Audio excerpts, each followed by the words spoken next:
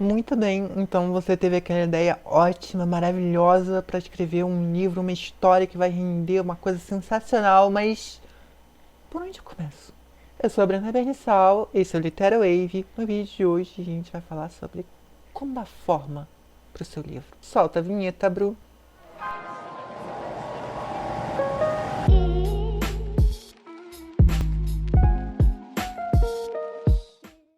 Bom, eu vou trazer para vocês um passo a passo, que é algo que eu uso para mim. Não é algo que eu tirei do nada, é algo que eu tirei de alguns estudos que eu fiz, alguns métodos de escritores que eu já conheci, já estudei, já testei. E eu juntei algumas coisinhas que funcionavam, tirei outras que não funcionavam, para criar um método certinho que eu pudesse me organizar de uma forma lógica e linear até chegar no momento em que eu parto para de fato começar a escrever o livro.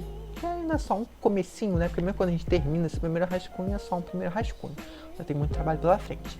Mas eu vou dar essas dicas para vocês aqui de como chegar nesse momento mágico, maravilhoso, que é começar a escrever o livro de fato, porque eu sei que é isso que a gente quer.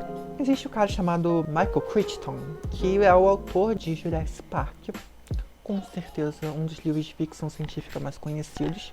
E ele tem um método que é um método muito dele, que ele criou e que dá muito certo pra ele, que eu acho que é muito legal pra, sabe, esse momento que a história tá começando a vir à nossa cabeça, que ideias, que dá aquela luzinha, caramba, é isso, preciso colocar um personagem assim, preciso colocar um cenário assim, preciso falar nessa época, preciso escrever essa história desse jeito, sabe? Quando começa a vir, pipocar essas ideias em nossa cabeça e a gente vê que a gente tem realmente uma história que tá nascendo, tá se desenvolvendo. É talvez um dos estágios mais legais, mas também é um dos estágios que a gente se sente mais perdido, sem saber o que fazer direito para conseguir coordenar tudo isso para sair uma história. Então, o Michael, Michael Crichton, a intimidade é só pela facilidade de não falar esse sobrenome mesmo, ele tem esse método que eu acho que é muito legal de você começar a organizar esse primeiro brainstorm em cartõezinhos. Ele pega cartões, faz anotações nos cartões e vai colocando na caixa de sapato. Se eu não me engano, até tinha apelidado esse método de método da caixa de sapato. Tenho até aqui para mostrar para vocês. Minhas últimas anotações aqui que eu vou fazendo, bonitinho. Não sei se está dando para ver por causa da iluminação. Mas eu uso bastante esse método. E os cartõezinhos coloridos, eles são bem legais também para você usar nesse método. Porque aí você pode estipular que, por exemplo, as ideias que vão servir mais para o início da narrativa, eu vou colocar nos cartõezinhos brancos. Lá pro meio, no desenvolvimento, uma cena que eu pensei lá no meio da história, no midpoint, ou que eu pensei lá pro clímax, eu vou colocar no cartãozinho verde. Coisas para encerramento da história, eu vou colocar no cartãozinho amarelo. Enfim, né? Você pode usar as cores dos cartões para você se organizar. Mas a questão é essa, então você vai tendo esse período de brainstorm com a sua própria história, começando a pegar essas ideias e para organizar essas ideias você vai anotando cartõezinho, você vai colocando, ele coloca numa caixa de sapato, você pode colocar em qualquer lugar que seja organizado para você. E quando você acha que, sabe, já tem uma forma ali, já tem alguma coisa ali, você pega esses cartõezinhos e espalha todos eles para uma mesa, um lugar que você consiga olhar, né, num todo, com um painel. E aí você pode perceber o que está dando certo, o que não está dando certo, o que você vai ter que acrescentar num cartãozinho, porque aquele anterior dizia tal coisa, então nesse daqui você vai ter que acrescentar que tal coisa de lá está acontecendo aqui. Enfim, vai reorganizando, mudando, fazendo suas anotações, jogando fora o que não prestou, o que não vai servir de fato. E aí você vai ter uma primeira visão da sua história. Ainda não é uma visão muito imatura, digamos, mas é uma primeira visão. E ter essa visão, quando tá tudo só na nossa cabeça, no plano das ideias, ajuda. E aí a gente pode pensar em partir para as outras etapas. Porque aí provavelmente a gente vai saber algo muito importante, que é a verdade na nossa história. Eu sempre falo sobre a verdade da nossa história, sobre a premissa da nossa história e como talvez esse seja o verdadeiro ponto de partida da nossa história. Laju Zangri, ele fala que toda história evidencia um tema, um enredo, um conflito. e que isso deve servir como uma bússola. Esse ponto da história é legal que seja resumido numa frase. Normalmente essa frase ela tem algum teor moral. Eu não vou me aprofundar muito sobre isso aqui, porque isso é um tema à parte, eu vou fazer um vídeo à parte sobre isso. Mas, por exemplo, o Rei Leão fala sobre responsabilidade. Você precisa assumir suas responsabilidades. Isso é o tema da sua história e é o ponto de partida. Então, nesse ponto eu gosto de pensar no que eu quero mostrar. Eu quero que a minha história seja sobre. Lógico que você pode ter visões diferentes. O Kazuo Ishiguro, o ganhador do Prêmio Nobel de Literatura, o escritor de O Gigante Enterrado, ele fala que ele prefere não pensar num ponto moral para a história dele. Pontua que ele prefere falar sobre uma emoção. Então, qual emoção você quer transmitir? Não importa. A verdade, essa história não precisa ser moral no sentido apenas de seja bonzinho, não desobedeça seus pais. Pode ser sobre justiça social, você quer falar sobre feminismo, você quer falar sobre uma emoção, como o Kazuo Ishiguro diz, coloca. Pense sobre essa emoção, sobre esse tema, tá? Que vai ser o coração da sua história. Isso é fundamental. Gente, se vocês estão gostando desse vídeo, a gente não tem muito pra falar. Deixe seu like aqui, por favor, porque isso ajuda demais o canal. A gente está começando, então a gente precisa disso. A gente precisa que você se inscreva aqui. É muito, muito importante que a gente cresça em números de inscritos, que o canal cresça, para que a gente possa continuar trazendo conteúdo para vocês. Que vocês compartilhem esse vídeo e toquem o sininho para serem notificados toda vez que tiver vídeo novo lançado, certo?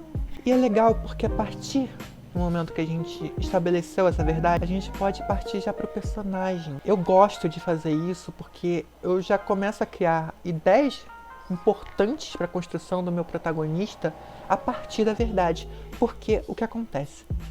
Como a verdade é aquela coisa que o protagonista vai descobrir no final da história, ele começa a história sem aquela verdade.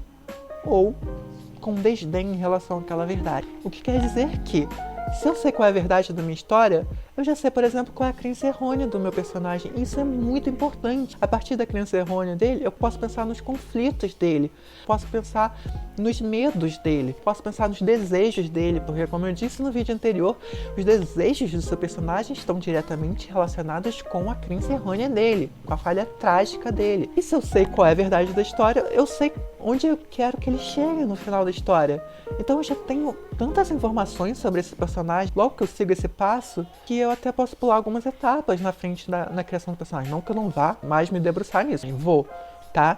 Mas nesse primeiro momento já são informações muito ricas e muito importantes. E como uma autora me aconselhou uma vez, eu tento pensar em algumas histórias pessoais desse personagem que justifiquem essa crença errônea dele. Ela fala 4 histórias pessoais da história dele antes da história que a gente está contando, antes desse pedaço de vida dele. O que aconteceu para que ele tenha desenvolvido essa crença errônea, porque a crença errônea ela é muito importante, ela é fundamental para uma boa caracterização do seu personagem, então ela tem que ser bem fundamentada. O que é mais legal é que, sabendo todas as informações sobre o nosso protagonista, a gente também está ganhando informações sobre os nossos antagonistas, sejam esses antagonistas outros personagens, vilões, por exemplo, sejam esses antagonistas as circunstâncias do ambiente, o mundo distópico em que ele vive, a tempestade que está chegando no vilarejo, não importa. Independente do que seja essa força antagonista, mas eu sei muito do que eu preciso saber sobre os antagonistas da minha história.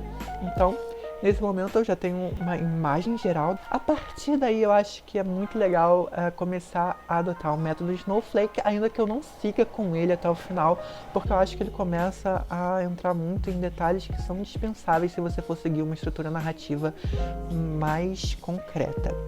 O método no Snowflake foi proposto por Randy Ingermanson e ele é um método para a gente ir construindo a história aos poucos. O que eu pego é, primeiro, começar por um storyline. Eu já sei qual é a verdade da minha história, eu tenho uma noção geral da minha história, do protagonista da minha história, então eu posso fazer storyline. Storyline seria uma sinopse de uma frase ou algo que resuma a minha história em mais ou menos 30 a 40 palavras no máximo. O storyline, ele não cita o nome do personagem, mas ele dá um adjetivo para esse protagonista e ele fala o que esse protagonista vai fazer, o que ele vai enfrentar. Eu não vou me aprofundar sobre a criação de storyline nesse vídeo específico, mas é a primeira vez que essa história ganha uma narrativa. O segundo passo do método Snowflake, que eu aplico também, é a gente pegar essa primeira frase, né, que está contando a história, e transformar ela num parágrafo, ou seja, ela cresce para se tornar um parágrafo inteiro. E esse parágrafo é importante que a gente já tenha que definir qual é a premissa da história e quais são os 3 grandes desastres, que são os 3 grandes pontos de virada, né? O incidente excitante, o midpoint, né, quando os conflitos eles crescem, e o clímax da sua história. Essas 3 coisas têm que estar estabelecidas aqui, já, nesse parágrafo. E o último passo é expandir a criação dos personagens, que aí eu pego e faço muito de fato a ficha dos meus personagens, penso tudo que eu preciso pensar. Eu gosto também de fazer aquela coisa de anotar num papelzinho 50 fatos sobre o meu personagem, ainda que eu não vá usar 50 fatos. É legal pra gente criar uma intimidade com a personagem, imaginar o cotidiano da personagem, usar fichas de personagens que sejam bastante completas, tanto do ponto de vista físico, quanto social, quanto psicológico, enriquecer toda essa ideia do personagem e ter ele muito vivo na minha mente. A partir daí eu chego no último ponto do método Snowflake, que é pegar cada frase daquele parágrafo e transformar em um outro parágrafo, ou seja, o que era um parágrafo tem cada uma de suas frases transformadas, elas próprias, em parágrafo. A partir daí eu acho que eu já tenho informação suficiente para minha história, para eu buscar uma estrutura para ela, a melhor estrutura possível. E aí eu vou ter que ver e entender qual é. Se é uma estrutura em 3 atos, se é Jornada do Herói, se é Save the Cat, se é Beat Sheet, se é... Sabe, nesse momento eu vou estudar como encaixar isso que eu já escrevi da história dentro de uma estrutura. Então, eu já começo a pensar nas cenas, eu já começo a pensar na história com mais profundidade, e aí sim, a história vai começar a se organizar de fato. Aí eu vou poder ler depois isso e entender pela primeira vez o que é a minha história. Porque até então eram várias ideias começando a ganhar forma, mas agora sim tem um corpinho ali. Você vê o corpinho dessa história. Então o corpinho dessa história pronto. Legal.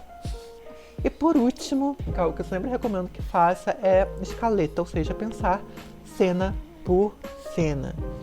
E quando eu falo para vocês que vocês têm que pensar na escaleta, eu gosto de pensar na escaleta não só como um resuminho de uma cena, porque a escaleta é basicamente isso, né? Tipo, cena tal, cena 4, o personagem vai pro jantar na casa dos seus parentes e discute porque eles falam que não aprovam aquele curso que ele tá fazendo. Ok, mas assim, além desse resuminho, eu acho que é legal que você pense também nas consequências pro seu protagonista, o que aquela cena teve pra ele, o que mudou pra ele, e também saber por que aquela cena é importante pra história. Escreve isso. Escreve, essa cena é importante pra história porque faz o protagonista perceber pela primeira vez, ou ressalta o conflito do protagonista que já estava realmente em dúvida, inseguro sobre o que fazer da vida. E aí, sabe, a sua história tem que estar em movimento, porque a sua história tem que sempre ser sobre mudança. Bom, é basicamente isso. Quando você tiver esse material pronto nas suas mãos, você vai ver que você tem uma história para começar a escrever. Então, a partir daí, você vai conseguir escrever essa história com segurança, sabe? Com aquele sentimento de que boa parte do caminho já foi percorrida e que agora é só você fazer a sua parte como escritor que vai dar tudo certo. E vai dar tudo certo, gente. Eu garanto pra vocês. Talvez esse método que eu falei, vocês possam não gostar de um passo ou de outro, ou querer acrescentar mais passos para se sentirem mais seguros, mas eu acho que é um bom caminho para vocês testarem. Eu acho que já vai dar muita confiança, vai dar muita segurança para vocês começarem a escrever a história de vocês. Então, de verdade, apliquem isso, testem isso por vocês mesmos e vejam como foi essa experiência para vocês. Inclusive, se vocês quiserem compartilhar aqui com a gente nos comentários o que foi, como foi, o que vocês acharam, o que vocês gostaram ou não gostaram nisso, o que vocês acham que falta. Falem aqui, deixem esses comentários, vamos trocar ideias para que a gente possa fazer histórias melhores juntos. E é isso, eu vou deixar aqui embaixo também os links de compra para os meus livros, Sofia Alex, O Mundo Além Daqui, No Cosmos, Assim Como No Coração, e algumas antologias das quais eu já participei. Quem se interessar pode dar uma olhada. Se você assistiu esse vídeo até aqui, parabéns, você não fez mais do que sua obrigação, porque como escritor você tem que estudar mesmo, tá bom? Então é isso. Eu quero fazer uma coisa mais didática, mostrando o passo a passo real, pegando o computador, escrevendo, pegando os cartõezinhos e fazendo anotações. Pra vocês verem uma história ganhando forma, ganhando vida, passo a passo real. O que vocês acham dessa ideia? Comentem se é legal, se vai ser instrutivo pra vocês, se não vai. Eu também tô pensando em fazer isso talvez com algumas propostas de vocês pra histórias, tá?